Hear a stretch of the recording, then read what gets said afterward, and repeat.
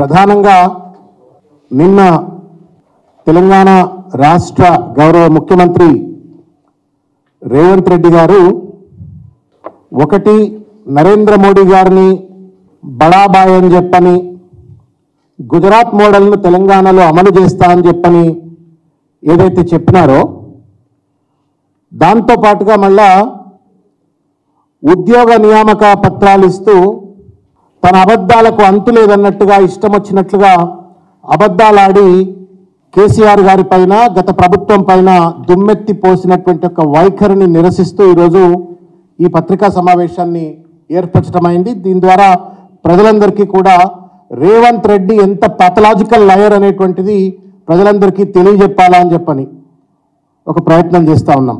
మిత్రులారా, 3 నెలల్లోనే 30,000 ఉద్యోగాలు రేవంత్ రెడ్డి ఇచ్చినా అని చెప్తా ఉన్నాడు.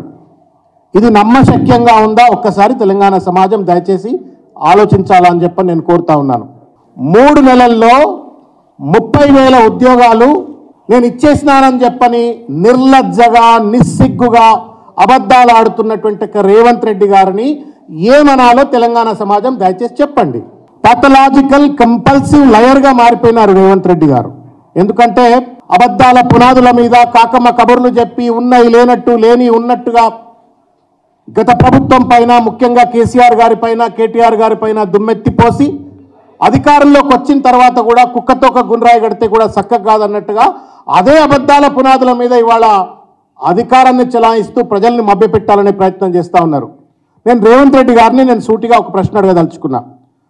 మీరు గత ప్రభుత్వం ఇచ్చినటువంటి ఒక నోటిఫికేషన్లు, రిక్రూట్మెంట్ ప్రాసెస్ మధ్యలో ఉన్నటువంటి ఒక ఉద్యోగాలను కలుపుకొని 2 లక్షలు ఇస్తా అన్నారా? మీరు అధికారంలోకి వచ్చిన తర్వాత 2 లక్షల ఉద్యోగాలు సృష్టించి మీరు నిరుద్యోగులకు అందజేస్తా అన్నారా? దయచేసి దీనికి సమాధానం చెప్పండి. నాకే కాదు, ఈ రాష్ట్రంలో ఉన్నటువంటి ఒక మొత్తం యువకులకు, విద్యార్థులకు, నిరుద్యోగులకు అందరికీ అర్థమైంది.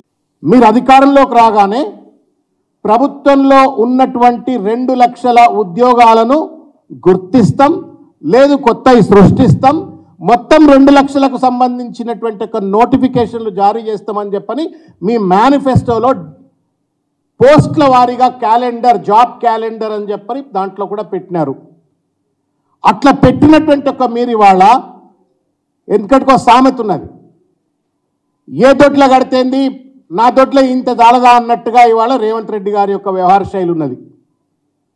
కాళేశ్వరం 86 పిల్లర్లలో ఒక 2 పిల్లర్లు కుంగిపోతే దాన్ని రిపేర్ చేయకుండా దాన్ని పడావులో పెట్టాలనే కుట్ర చేస్తున్నటువంటి ఒక రేవంత్ రెడ్డి ఇక చూసినవా కేసీఆర్ గారే ఈ పిల్లర్ల కుంగుబాటుకు బాధ్యుడు అని చెప్పని బట్టగాల్చి మీద వేస్తున్న రేవంత్ రెడ్డి గారు. మరి ఇవాళ మీరు ఏదైతే 30,000 ఉద్యోగాలు ఇచ్చినామో అని చెప్తా ఉన్నారో ఈ ఉద్యోగాలకు సృష్టికర్త ఎవరు చెప్తారా? దీని బాధ్యత ఎవరిది? ఇది కేసీఆర్ కాదా అని చెప్పని ఇలా సూటిగా మేము ప్రశ్నిస్తా ఉన్నాం.